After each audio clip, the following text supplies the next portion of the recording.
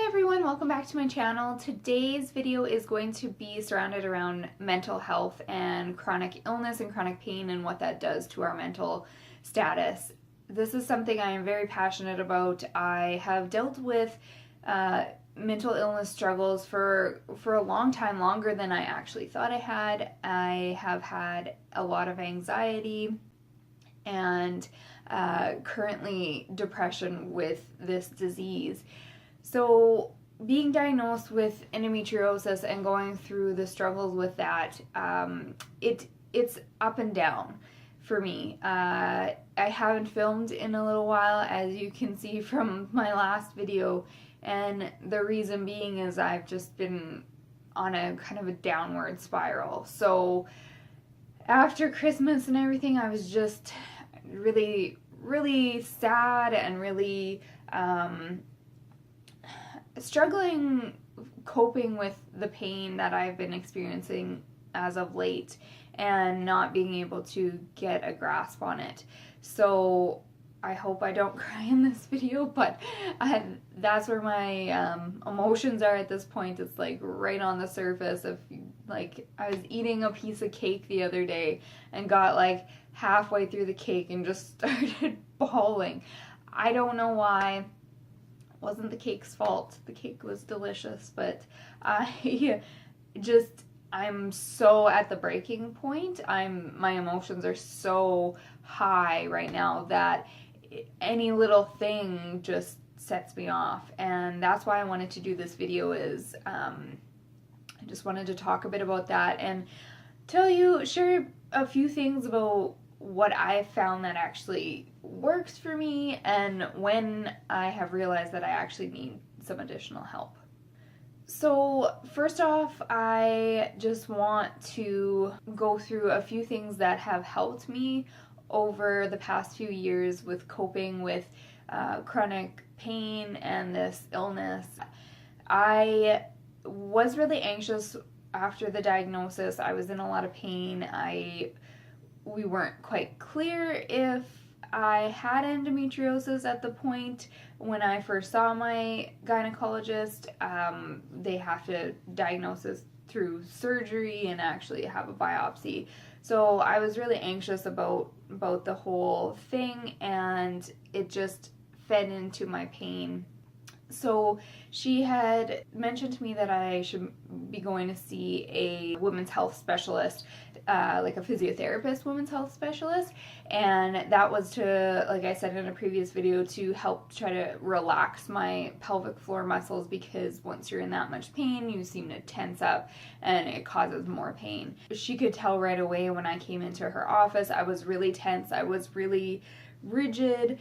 My breath was coming almost from my shoulders. I wasn't fully taking in a deep breath. I was very anxious, very tensed up. So she gave me a few tips with that. Some people don't like this kind of thing, but the mindfulness, just taking your time to take those deep breaths, and even like focusing, you don't have to focus on the pain, but just realizing how your body really feels. Like, take it all in, take that moment to take those deep breaths, scan through your body, see how you're actually feeling. Sometimes that actually helps to like really pinpoint, okay, this is where I'm having pain. I'm kind of feeling it everywhere when I'm tense, but when I take those deep breaths and actually scan through my body, I'm only feeling pain in this area. So the rest of my body is reacting because I'm so anxious and so tense. So that was really helpful. Of course, it didn't get rid of my pain, but it just helps to calm the mind a little bit, and it kind of gives you a way to remove yourself from the pain and take that step back, and which is how it kind of helps your mental status. It helps a little bit relax that in your mind and take a step back away from the pain, so you're not just focusing solely on, I'm in so much pain, I don't feel good, I don't feel good, because all of that negativity just feeds into it. And I definitely have those days. I have a lot of days where I'm, in so much pain that there is no way that I can, meditate or have that mindfulness and actually like remove that tense feeling because I'm in so much pain. So I'm not saying that it's like, oh, you just will be able to go on with your life as normal with these deep breathing exercises. That has not been the case for me. But it can help in certain situations. I was also recommended to start attending a little bit more yoga. Again, it's kind of feeds into that mindfulness and just trying to let your body release, relax, and let your mind relax along with it. And same thing as the mindfulness, the deep breathing and everything. And along with yoga is physical activity. For me, this is a huge one. I feel so much lighter in my mind if I can do a little bit of physical activity. Now, I have been having an extreme amount of pain lately, hence why my emotions, I'm almost crying already. But just if I don't get outside or do any kind of activity, I really feel like I feel worthless if I can't do even that.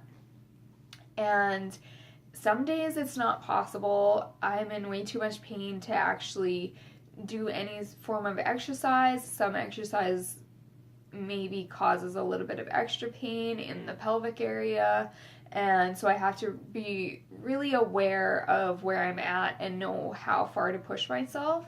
And here in Canada, right now today is not so bad, so I'll probably take my dogs for a walk, but, it's been like minus 30, so Celsius that is, minus 30, and it's just not possible to go outside and do that. Sunlight is a big help, but it's not always possible to get outside depending on your location. So even just moving your body. So that is one of the biggest reasons too why I started into fitness, is to help my anxiety and in turn help me feel a little bit lighter from experiencing all the pain. So exercise for me, and I think it's proven pretty much for everybody to help those endorphins. And it may not help for very long. Some days I'll cry immediately after my workout, but it helps during the workout or during your walk or whatever type of activity you can just manage to do. It does help. And if you're consistent with it as well, you kind of start to rely on that. And if you miss a day, sometimes it's devastating because you really need that break for your mind. And that has become a huge part of my life because of that reason as well. And like I said, there are times when you need to be aware of your body and that you're not capable of doing that at that time. Then maybe just do a little bit of stretches, or like if the weather is nice, you go for a short walk or something like that. Just leaving the house and or doing some physical activity really helps. Also, something that helps is realizing that there's not always something that you can do about the pain and the way you feel. This is something that has kind of drug me down a little bit, is feeling like I can't figure this out. Why can't I figure this out? Why do I never feel good? Why am I there's always something wrong with me, whether I'm in constant pain, so there's that. Then I have this hip problem. I have a hip tear, so then my hip hurts. Then I, get a headache. Then I have some sore muscle. Then I just don't feel good. And my stomach hurts. And it's always something. And it's really hard to not get down on yourself when I have tried absolutely everything. I've tried every type of diet, every type of elimination diet. I have tried all the medications I have tried. I'm doing the homeopathic meds right now, and it's really, you have to give yourself credit for what you're doing and just take care of your body the best you can, and not be so hard on yourself, because that doesn't help your mental health at all. Being so hard on yourself, you're almost blaming yourself for having this disease, when, like, why should you do that? Why should you be blaming yourself for, oh, the luck of the draw, I just get stuck with this? And then you blame yourself for it because you can't figure it out. And that's really hard. It's been really hard. Sorry. Told you I was probably gonna cry. It's been really hard to just give myself credit for doing all that I possibly can, and it all hasn't worked.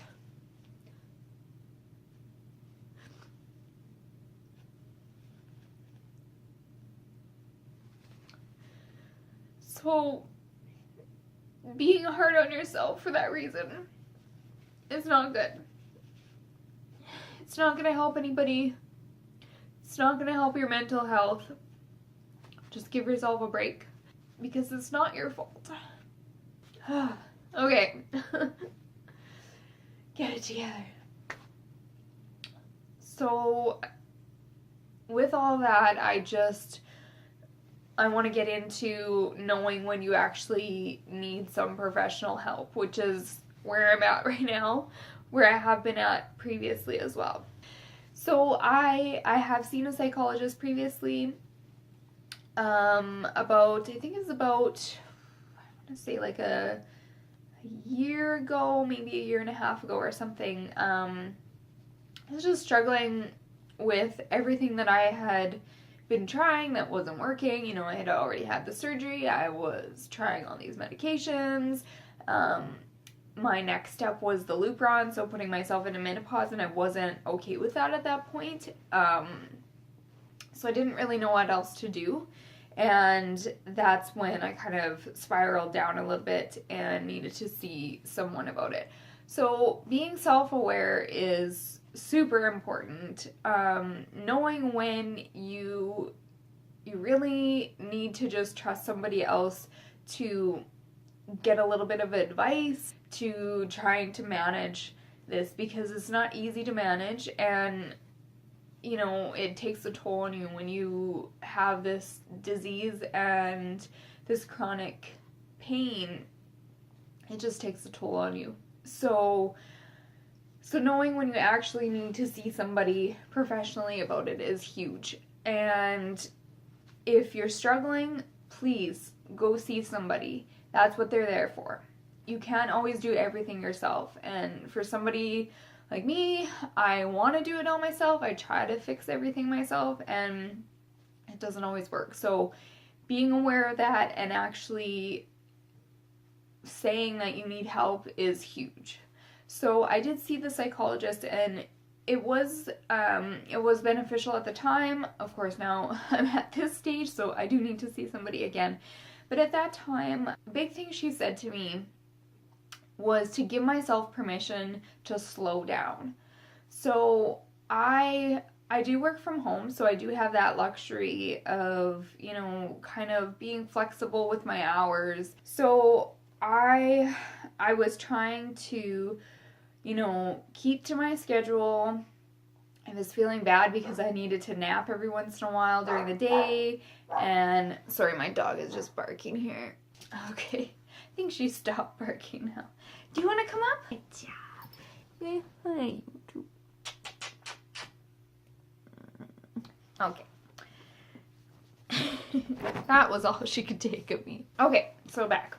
She told me to just give myself permission to not work 8 hours a day, and to, you know, take a nap in the middle of my day when I need to, and take that time to be mindful during the day when I'm struggling. And that's a huge thing I'm still struggling with that. I say that was great advice and it was nice to hear, but if I'm being totally honest, I didn't do it. I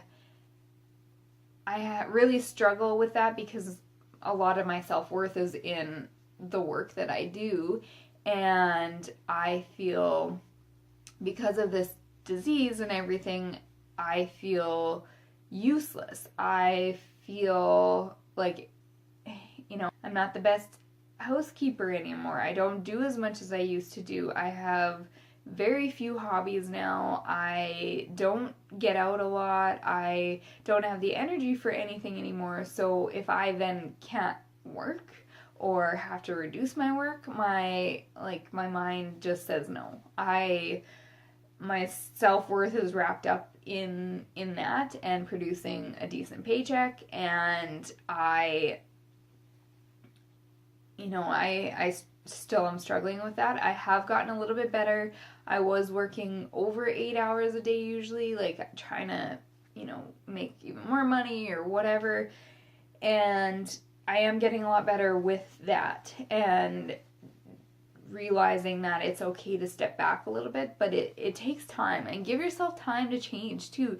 You don't have to change immediately. Like, give yourself a break, and that's a huge relief on your mental health, is when you allow yourself to have a break. Like, most weekends for me, I'll be lucky if I just clean the house and that's it. And that's okay. I can't do much else. And when I have more energy, if I ever get more energy, and I feel like doing other things, then I will. But you know your limits, and you have to respect your limits, because if you push yourself too much, you're just going to end up being worn down, drained, and you're going to have a breakdown. And I think it's a lot harder to recover from a breakdown than it is to just do a little bit more management before that breakdown. So, right now I am at the point where I definitely need to see somebody again. Like I said, I just like, piece of cake apparently can set me off, and I just start crying. And I encourage every one of you to seek professional help if need be. Try a few of the tips. Try some mindfulness. Try some exercise. That's never going to be a bad thing. Those are only good things. Try to eat healthfully. Again, never a bad thing. They're only good contributors to mental health and to having a healthy mindset. But know when you need to seek out some help, and realize that you're not alone in this, and that chronic pain and chronic illness is so connected to mental health. How are you not going to feel down when you can't do the things you used to do? Here, I'm going to cry again. When, I used to be, if I was sitting in the house on a Saturday, I was so bored. I would have to be so busy doing whatever. My husband will joke, I would always go to Home Depot when we first got our house, because I wanted to do all the homeware stuff. And so every weekend was a trip to Home Depot or something. I needed to do something, and I would get actually upset and mad when we didn't have something planned to do, because I was so bored, because I had so much energy. And I miss that person. I am not that person anymore, and it's really hard for me to say that. I really hope that I will get to that point again.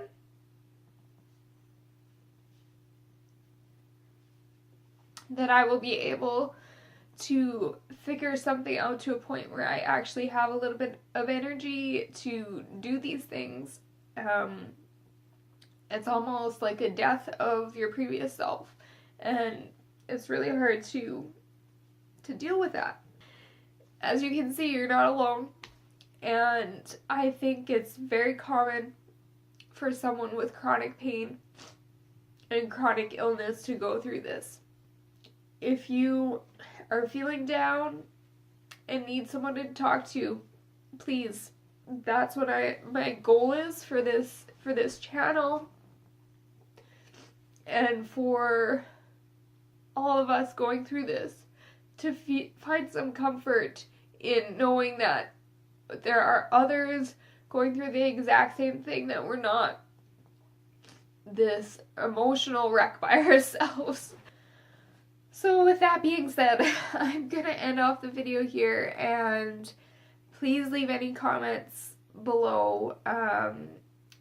Share a bit of your story, you know, make somebody feel not so alone, and, you know, feel like you have somebody to go to in this. And this was a really hard video for me to film, so I hope it connects with at least one person, and that they can feel not so lost.